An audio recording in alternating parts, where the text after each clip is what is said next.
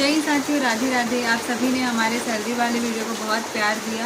उसी में से बहुत सारे लोगों ने कमेंट किया, उसमें से एक कमेंट हमने उठाया है और हमारा नेक्स्ट टॉपिक भी वही था कि ट्रेनिंग में अभी जो जाने वाले हैं उनको कितना पैसा मिलेगा, उनका सैलरी कितना होगा ट्रेनिंग में वो लोग अगर जाएंगे। तो राधे राधे साथियों, कल हमने एक वीडियो बनाया था। उसमें मैंने ये वीडियो में ये बताया था कि आपके यूनिट जाने के बाद आपकी सैलरी कितनी रहेगी, है ना।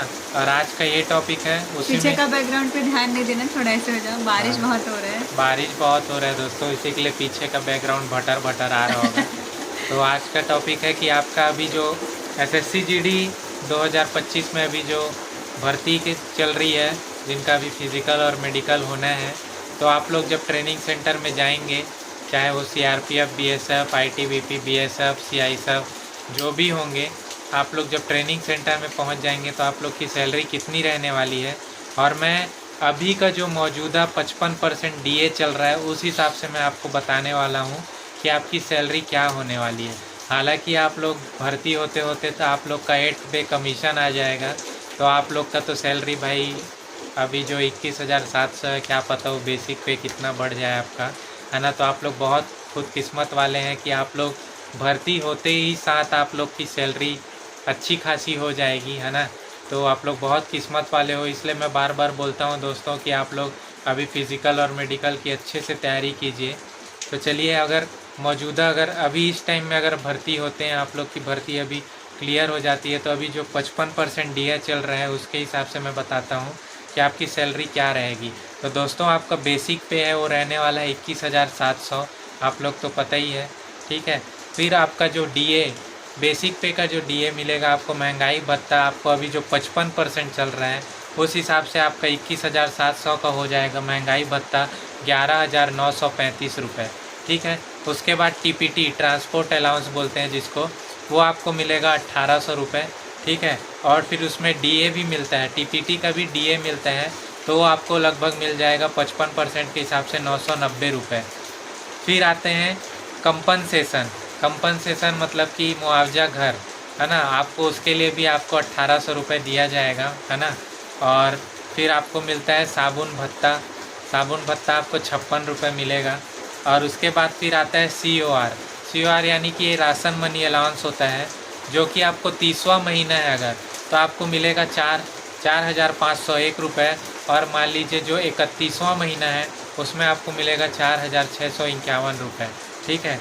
और आपका जो डिडक्शन होगा, ठीक है, डिडक्शन मतलब जो आपका गवर्नमेंट एनपीएस में, अभी आप लोग एनपीएस में आते हैं, आप लोग को तो पता ही है 2004 के बाद आप लोग न्यू पेंशन स्कीम में आते हैं। तो आपका न्यू पेंशन स्कीम में आपका बेसिक पे का 10% गवर्नमेंट डिडक्शन करेगा।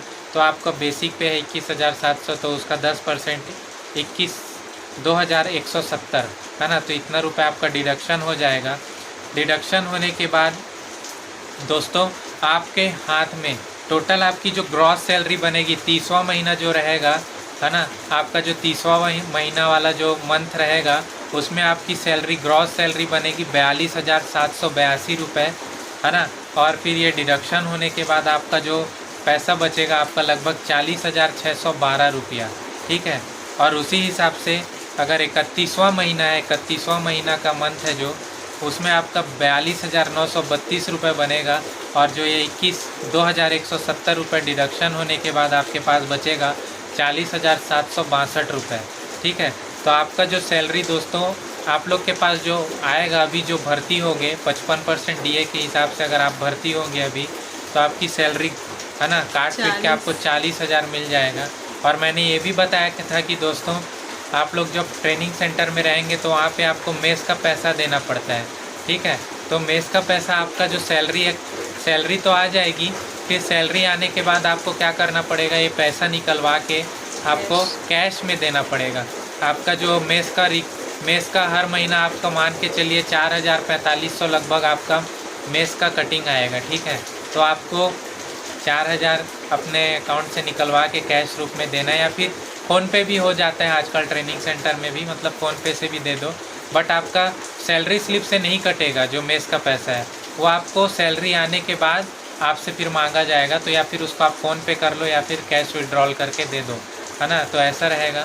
तो लगभग मोटा मोटी आपके पास पैसा ये देने के बाद मेस का भी पैसा देने के बाद आपको 35,000 लगभग, है ना, आपके हाथ में आ जाएगा पैसा।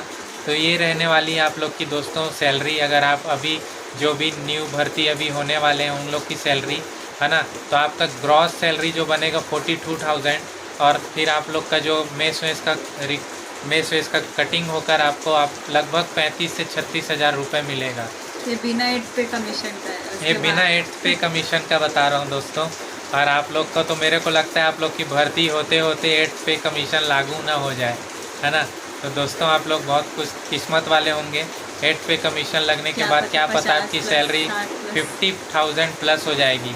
और कई लोग के मन में सवाल होते हैं कि भैया ट्रेनिंग सेंटर में क्या हमें एक्स्ट्रा अलाउंस कुछ मिलेगा क्या? तो ऐसा कुछ नहीं है दोस्तों।